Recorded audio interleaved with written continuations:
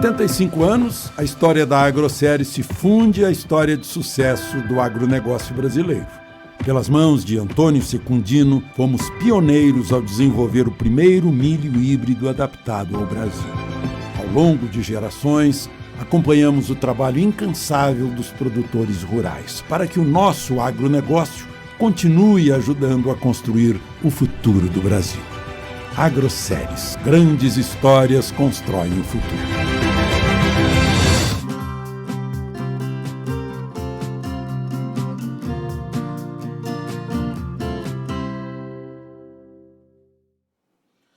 Muito bem, está na hora da gente analisar o que aconteceu com Chicago, semana encerrando e de forma positiva.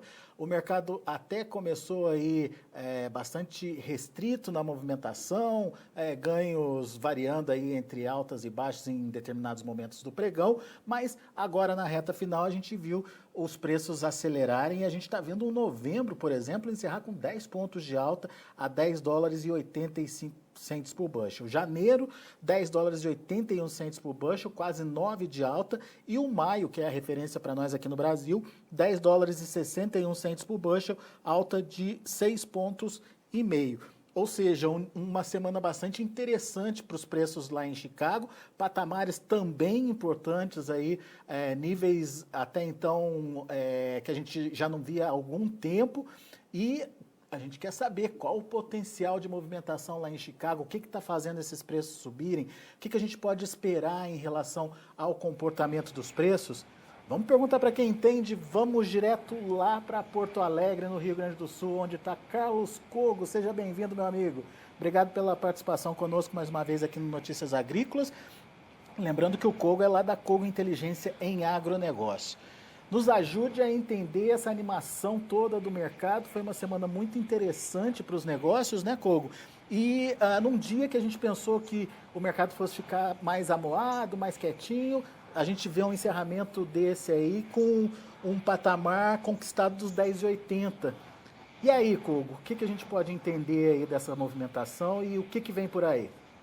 Bom dia, boa tarde, Alex, boa tarde a todos que estão nos assistindo. Na verdade, realmente, nós estamos num patamar bem diferente, né? Nos caminhando, talvez, para chegar bem rápido à casa dos 11 dólares por bushel nesses contratos aí, já de 2021, né? Como você mencionou agora, janeiro fechando a 10,81. É um preço bastante diferente daquele que o contrato tinha, só para lembrar. Esse contrato, na segunda semana de agosto, ele estava em 8,45 por bushel. Então, se a gente botar 8,40 aí, a gente tem um ganho da ordem de 25% a quase 30% nesse vencimento de janeiro. E a mesma coisa vale para o vencimento março e maio. Embalado pelas vendas fortes dos Estados Unidos, de soja para o mercado chinês, esse é o motivo. Pelo prêmio de risco climático que tem dá para dizer que sobre a América do Sul, com a confirmação e já a instalação do fenômeno Laninha, e agora talvez não de forma fraca, mas de forma moderada forte, pela quase inexistência de soja a ser originada no Brasil, pela falta de oferta por parte da Argentina, que está com uma oscilação cambial muito forte e prefere estocar o produto. E ainda a gente pode colocar uma questão de que realmente, acho que não houve surpresa, mas pesou no mercado também o fato no último relatório do USDA ter reduzido a produção de soja e também já projetado uma exportação maior e uma redução de estoque final nos Estados Unidos. Então, tudo isso vem se somando ao longo do tempo e aí vem atrasando toda essa questão de plantio no Brasil. Mesmo que a gente consiga plantar tudo na época correta, enquanto não chegar a hora de desenvolvimento da safra e da colheita, o mercado vai deixar um prêmio de risco climático embutido dentro dos preços. Quer dizer, agora, então, Chicago não está só observando se o Brasil planta ou não planta, se evolui ou não evolui no plantio. Ele quer saber o que vai acontecer com a safra em si, até porque é um ano de laninha, né, Cogo? É um ano complicado para a produção em algumas regiões, né? Talvez em outros anos isso não fosse tão importante. No momento que o Brasil passou a ser primeiro o maior exportador do mundo, depois passou a ser o maior produtor do mundo, a moeda brasileira, a safra brasileira, tudo que acontece no Brasil passa a ser a questão política, o que for.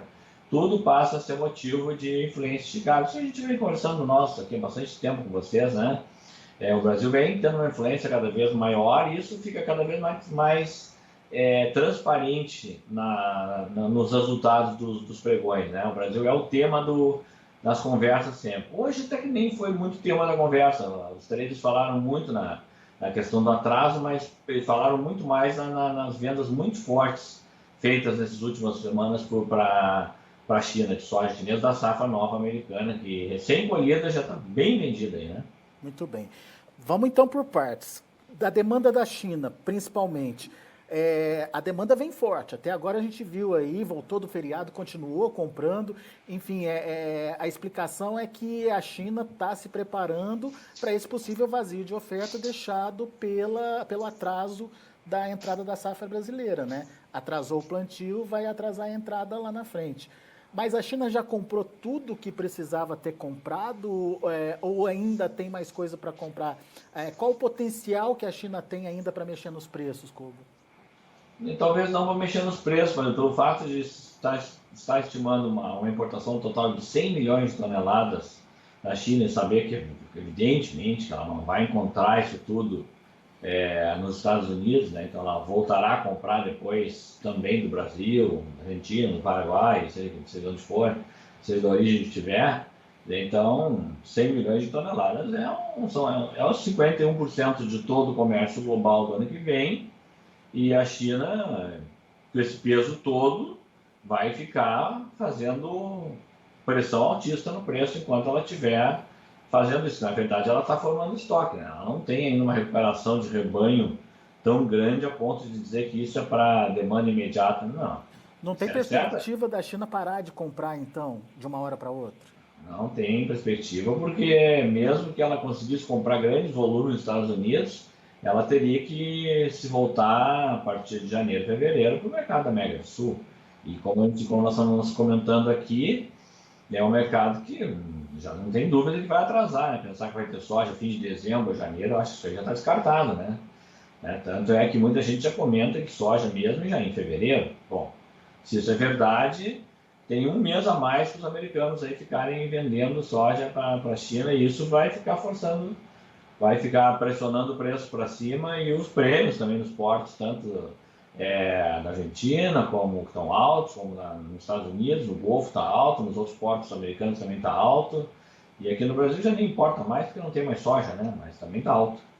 Pois é, e você reforçou aí que prêmio climático pode ser adicionado aí a qualquer momento, a depender do que possa acontecer com a safra brasileira. Safra brasileira também, você já explicou, ganhou importância, portanto, diante desse quadro. Agora, quais os reais riscos que a gente tem nesse momento, Kogo? Qual é pelo menos a sensação do mercado em relação aos riscos? Olhando para o mercado brasileiro, duas coisas podem retirar um pedaço dessa alta, uma fatia dessas altas de preço. O meu câmbio, que muitos compradores estão aguardando exatamente isso, que é uma possível queda do dólar no Brasil para tentar fazer alguma compra de quem está descoberto aí para soja, farelo, derivados, etc., para o ano que vem. Isso eu tenho ouvido bastante dos próprios clientes. E a outra coisa que pode tirar uma fatia do preço é o clima normalizar, as chuvas voltarem ao Brasil, o plantio começar a deslanchar e se confirmar que a perspectiva é de uma safra recorde. A consultoria aqui está trabalhando com uma projeção muito próxima do SDA, que é 135 milhões de toneladas. A gente tem uma metodologia parecida com a deles, que é de não projetar quebra de safra antes do plantio. Isso não deve ser feito. Isso aí, muitas empresas fazem isso, mas não é a metodologia correta.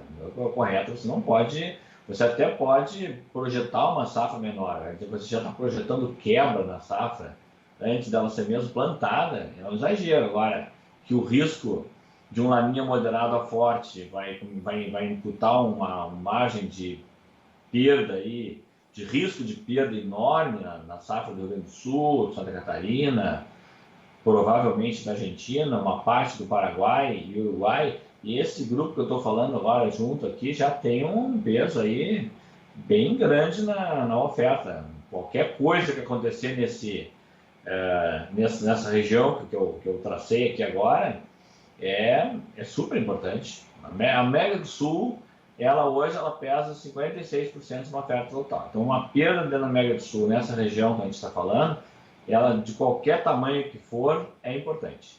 Muito bem. Então, de olho nos fatos, o mercado está de olho nisso e a possibilidade de alta é real, então, Kogo?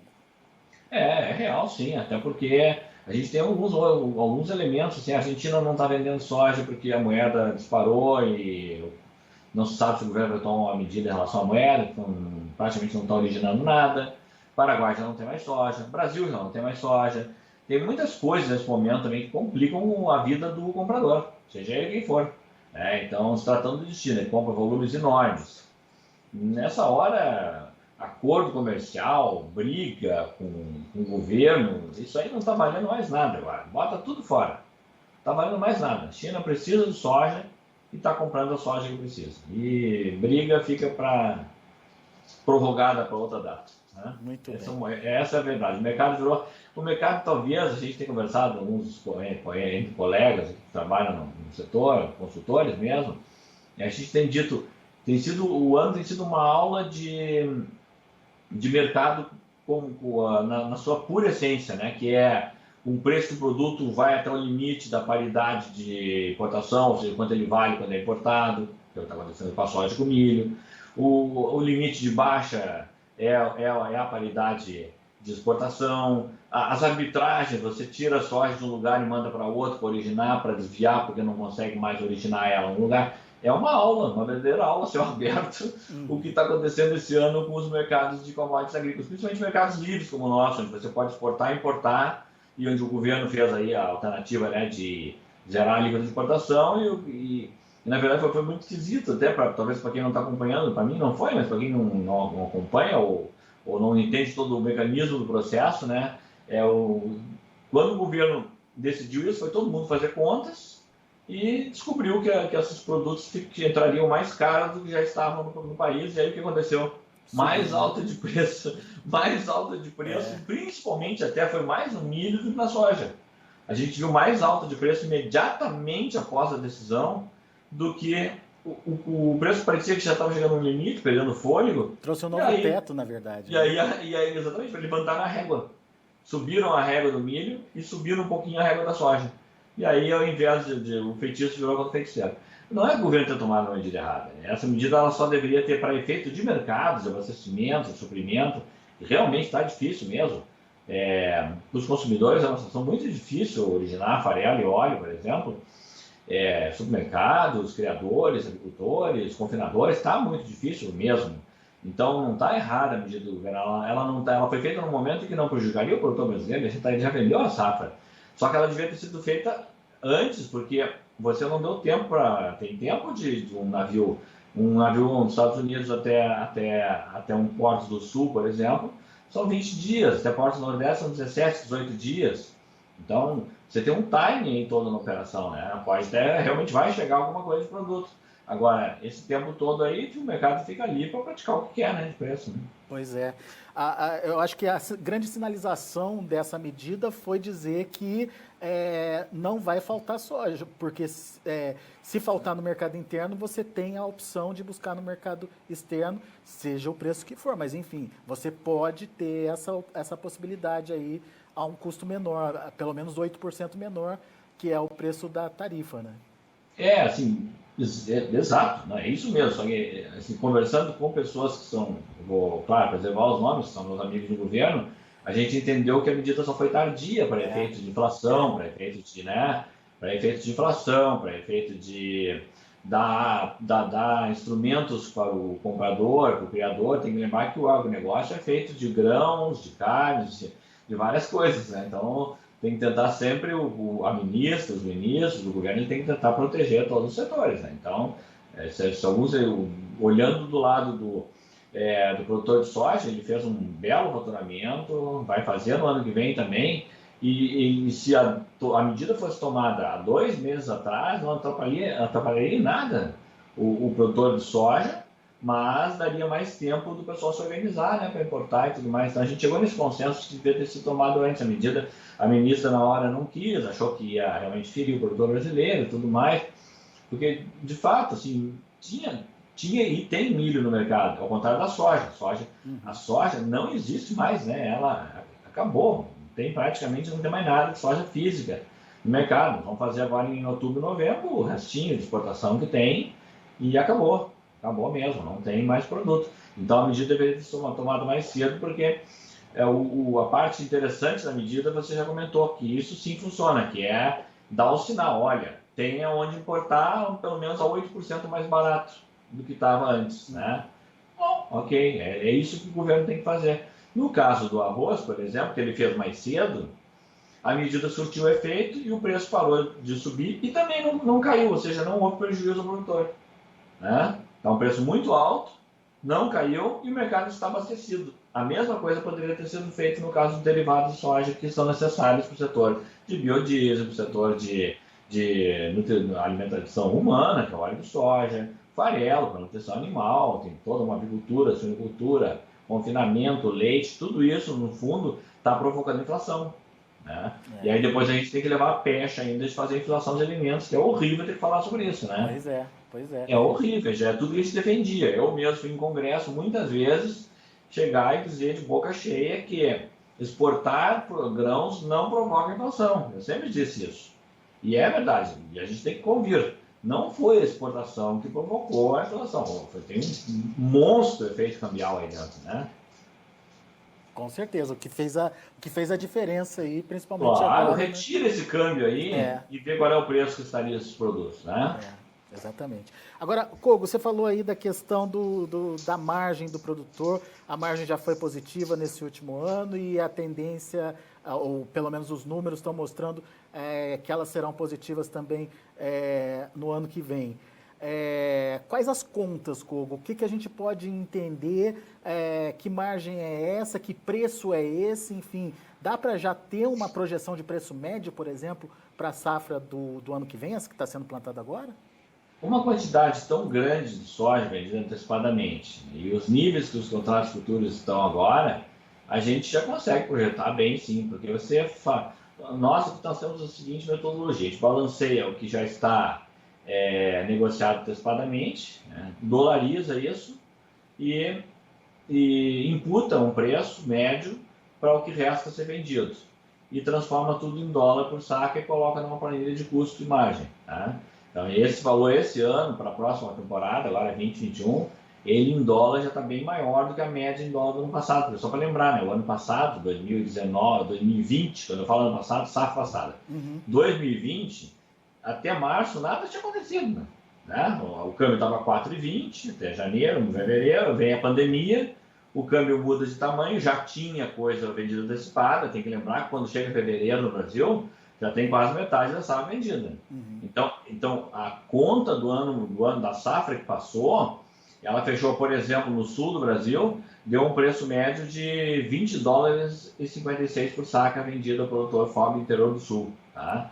E a nossa projeção para a próxima temporada é 22 dólares e 94, é quase 2 dólares e 50 a mais por saca. Isso... Ponderando, né, a venda já feita com a venda a ser feita. Tá. Isso é um ganho de 11%? 11,6% no sul e 15,6% em dólar no Cerrado, fazendo uma média entre Mato Grosso, Goiás e Mato Piba. E qual que seria o valor do Cerrado, Kogo? Do Cerrado, o ano passado a média do preço ficou em 18,09, não consolidado já, e para o ano que vem 20,90, então daria 2 dólares e 90 a mais. E aí, para explicar ao telespectador, ao internauta, é maior a diferença, 15,5%, porque as vendas antecipadas da região do Cerrado são maiores em termos percentuais do que no sul e no sudeste. E já foram negociadas num outro nível, né? Exatamente. Muito bem. E esses valores, eles remuneram, deixam margens, inclusive margens maiores daqui do ano passado também? Deixa. Isso foi uma discussão grande também no começo, que haveria em função da alta do câmbio, né, o produtor ganharia menos porque pagou mais pelos insumos. De fato, pagou mais pelos insumos. A produção aumentaria, né? Sim, aumentou mesmo. Por exemplo, o custo no Sul, ele aumentou 13,2% em reais. E o custo no Cerrado aumentou 8,5% em reais também. Tá? Então, houve sim um aumento forte. Agora, o que importa na cabeça do produtor, de qualquer produtor, é poder de compra, relação de troca. Então, por exemplo, caso de crop protection, todo o pacote de defensivos. No ano passado ele gastou 8,1 sacas por hectare no Sul para comprar o pacote de defensivos. E esse ano ele gastou 6,2 sacas. Tá? Bem menos, hein? Bem menos, pois é. Esse 6,2, na verdade, ele é acima da média histórica. Tá? Ele até gastou mais do que ele gasta, normalmente ele gasta de 5 a 5 sacos e meio. Ele gastou mais do que a média. Agora ele gastou bem menos que o ano passado. Então, na verdade, o poder de compra dele estava melhor comparado ao ano passado. Aí a explicação é o tempo que ele foi feito a compra, foi feito de forma precoce, os preços dos agroquímicos e defensivos, vários deles estavam embaixo em dólar também. Então tem uma série de coisas que explicam, não vem ao caso agora. E, por exemplo, fertilizante é a mesma coisa. No ano passado você gastou no sul, por exemplo, 6,7 sacas de soja por hectare para comprar o pacote básico de fertilizantes, e esse ano 5,3. 5,3 sim, essa é a média histórica. Tá? Então ficou na média histórica. O ano passado, na verdade, me pareceu que foi um ponto fora da curva. Nós temos uma série de 12 anos aqui. Muito bom. Agora, você tocou num assunto importante, a Argentina fora do jogo. A Argentina fora do jogo significa, não é só o grão fora do mercado, mas os produtos, subprodutos também aí, sem negociação, Kogo? Dá para entender assim? Dá para entender assim, porque a situação é muito complicada. Para quem não está, eu morei na Argentina, vivi lá, conheço bem o país, trabalhei lá e acompanho, tem consultor parceiro lá, a gente acompanha muito em cima, os clientes usam muito aqui informações sobre o mercado argentino. O mercado argentino está numa situação muito delicada, a moeda se perdeu, né? O peso tem 8 tipos de câmbio, ainda tem mais alguns 10 tipos de câmbio para outras operações diferentes, e o peso estava aí, disparou. Ele está muito parecido com o que aconteceu em 1989, né, quando o peso disparou e quando a moeda acabou sendo modificada, talvez já está indo para casa de 180 pesos por dólar, e o produtor simplesmente não quer vender. Ele está comprando máquina, inclusive, a mata aquecida, venda de máquina e tudo. O que ele não quer fazer é vender soja. Ele não quer fazer isso. Ele troca ela por alguma coisa, ele deixa estocado, ele bota no silo bolsa, mas ele não quer vender soja, e assim ele vai continuar até que tenha alguma coisa. Tem um imposto de 33% sobre a soja, né? Então ele não quer vender soja, ele quer agora esperar que o estoque ele tem, mais a safra nova vai entrar, vai ficar fora do mercado até que tenha alguma coisa favorável para ele se estimular a vender. É um país que produz 48 milhões de toneladas e que responde por quase metade das exportações mundiais de farelo e de óleo. Então o peso da Argentina, relativamente, ele é muito grande. Pois é, e essa falta de farelo e óleo no mercado tem ajudado inclusive o Brasil. Claro, o Brasil tem exportado essa quantidade de farelo, vamos ver o fechamento agora de outubro, mas pela parcial da terceira semana, nós vamos fechar com mais ou menos 8% a mais de venda de farelo. Parece pouco, mas não é, porque o Brasil não é um grande exportador de farelo. E a exportação de farelo nossa vai ser recorde esse ano, e com crescimento ainda, o real de 8%. Então isso também desviou, a exportação de óleo, soja também está boa, também acabou sendo boa também, e acabou desviando para outras origens a compra de óleo, que normalmente é a Argentina, que realmente é o mandante do mercado, aí, que tem já a tradição em ser exportador de derivados, né, de soja, de farelo e de óleo. E o Brasil abocanhou uma parcela disso. Agora quem vai abocanhar é os Estados Unidos, porque o Brasil já não tem nem para consumo próprio, né? O óleo de soja está racionado nas prateleiras dos mercados, né? Então, mas essa boa demanda por farelo e óleo também justifica os preços recordes para o grão aqui no Brasil, não? Justifica, sim. Tem uma questão interna, até assim, é bom até comentar isso, né? Porque, normalmente o preço do derivado, assim como o grão, é uma commodity clássica, tem que acompanhar o preço do mercado internacional. Então o preço é igual em todos os mercados, com os seus devidos câmbios, né? Só que nesse momento, por exemplo, o mercado de farelo no Brasil está acompanhando o mesmo movimento que está acontecendo no mercado internacional, que é de alta que nem no grão. Mas o mercado de óleo não, ele se descolou completamente do preço internacional e o mercado brasileiro de óleo está praticando um preço muito acima do preço praticado no mercado internacional. Isso tudo estou falando em dólares, tá? E não é só oportunidade pela falta da China, né? Pela falta da Não. Argentina, desculpa. Não, aí entra a questão do biodiesel. Lembrando que uma empresa, para o leilão de hoje foi um sucesso, né? Faturou 6,1 bilhões de reais no leilão de biodiesel, né? Foi um resultado estrondoso, é um preço alto, e isso está ligado a uma outra questão que muitas pessoas não se deram conta também. Você não pode usar a soja importada para fazer biodiesel. Tem o selo social, né? Você precisa comprar, originar a soja do produtor inscrito, e isso não tem mais. Então está uma verdadeira, por isso esse pedido da Federação dos Produtores de Combustíveis, da FECombustíveis, para diminuir a mistura, porque está onerando o preço na refinaria, o preço do óleo diesel na refinaria. Esse descolamento está em função do biodiesel. A grande demanda de óleo no Brasil não é para consumo humano, é para biodiesel.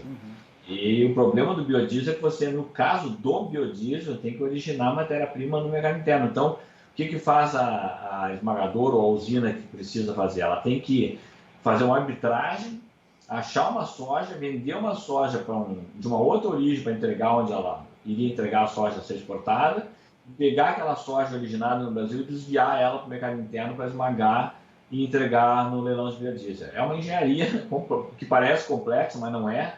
É normal no mercado, mas que teve que ser feita em grande escala esse ano para poder manter a mistura de biodiesel e a oferta nos leilões da ANP. E no caso do farelo, você falou que existe aí um acompanhamento de preço interno com o preço no mercado internacional, mas no caso específico do óleo, imagino até que por causa dessa demanda do biodiesel aí, houve esse descolamento. É um descolamento importante? Dá para perceber isso numa curva de projeção aí? Dá para perceber claramente. Assim, a curva do farelo ela é bem estreita, não tem nenhuma. As correlações são muito grandes. Você vai entender, a correlação entre o preço de farelo no Brasil e no exterior é de 0,94, ou seja, uma correlação a um nível muito alto, né? E do óleo é mais alta ainda, uma correlação de 0,98, ou seja, próximo de 1, é quase exata. Agora, hoje, por exemplo, só para ter uma ideia, o óleo, pegando o valor em dólares por tonelada, o óleo no mercado internacional está cotado hoje em torno de 755 dólares a tonelada, e no mercado atacadista de São Paulo, ele está cotado a 1.282 dólares a tonelada. Diferença, então, é uma diferença monstruosa que ela não é totalmente incomum. Ela nunca acontece dessa forma. No máximo, a gente tem uma diferença assim, de 50, 100 dólares, já é quase que um exagero. E é uma diferença gritante aqui, a gente já é coisa aí teria que calcular aqui agora, não fiz esse cálculo para a entrevista, mas é gritante a diferença. Ela no gráfico, visualmente, assim, num gráfico é gritante a diferença, é enorme. Nós estamos completamente descolados no óleo de soja, realmente. Mas a perspectiva é de continuidade desse cenário, Kogo?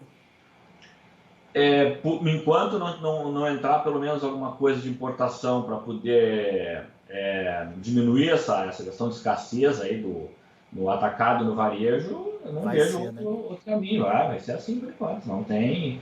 Daqui a pouco, quando chegarem alguns navios de soja aí, na Americana e tudo mais, já não tem quase nada para originar na América do Sul, então quando chegar a soja americana, talvez os preços, não vou dizer que vão cair, mas pelo menos eles talvez vão se alinhar a paridade internacional, né? Ou pelo menos se estabilizar em reais, no mínimo isso. Isso também não está acontecendo, né? Os preços vêm subindo, aí que está. Isso é um outro problema também, né? Os preços eles vêm subindo. Bom, só para quem está nos assistindo, né? É o maior preço do farelo da história em termos nominais reais, é o maior preço do óleo de soja em termos nominais reais da história. O preço de óleo de soja a R$ 7.500 a tonelada, hoje com o ICMS, São Paulo está R$ 7.250 a tonelada. Não existe isso na história, deflacionar esse valor é o maior da história. Puxa vida. Muito bom, uma aula para a gente aqui então, principalmente entendendo os bastidores aí da negociação, enfim, os fatores que fazem o mercado subir ou não, detalhes muito importantes colocados aí pelo Carlos Cogo, e mais do que isso, a continuidade desse bom momento aí para o produtor de soja em termos de rentabilidade, em termos de preços conseguidos aí pelo produto dele. Carlos Cogo, muito obrigado, viu, pela sua participação aqui com a gente. Volte sempre, Cogo, é sempre bom te ouvir. Com certeza, prazer para mim também. Um bom final de semana para você e bom final de semana aos nossos espectadores e internautas. Abraço. Grande abraço. Tá aí Carlos Cogo, da Cogo Inteligência em Agronegócios, conversando aqui com a gente, analisando muito bem esse mercado da soja e trazendo números consistentes aí para te ajudar a decidir aí o que se vai fazer com a soja que começa a ser plantada aí pelo Brasil afora. Vamos aos preços, vamos ver lá na Bolsa de Chicago como estão encerrando as negociações. Você acompanha comigo na tela, vamos lá. Para novembro, 10 dólares e 83 centes por bushel, 10 pontos de alta. Para janeiro, 10,81, 8,75 de elevação. Para maio, 10,61, 6,5 de alta. Para julho, 10,59. 10 dólares e 59 centes por bushel, uma alta de 4 pontos para o vencimento julho. Vamos ver o milho. Para dezembro, 4 dólares e 19 centes por bushel, 3 de alta. Para março, 4,20, alta de 2 pontos. Para maio, 4,21, alta de 1,5 ponto. Para julho, 4 dólares e 20 centes por bushel, também subindo um pontinho aí, vencimento julho. Vamos ver o trigo. Trigo também no movimento positivo hoje, dezembro 6 dólares e 32, alta de 10 pontos. O março 6,32 também, alta de 8 pontos mais 75.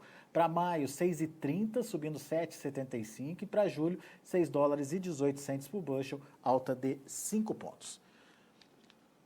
São esses os números de fechamento das negociações nesta sexta-feira lá na Bolsa de Chicago. A gente fica por aqui. Agradeço muito a sua atenção, sua audiência. E a gente volta na segunda-feira com outras informações, mais destaques, tudo para que você continue sendo o produtor mais bem informado do Brasil. Continue com a gente.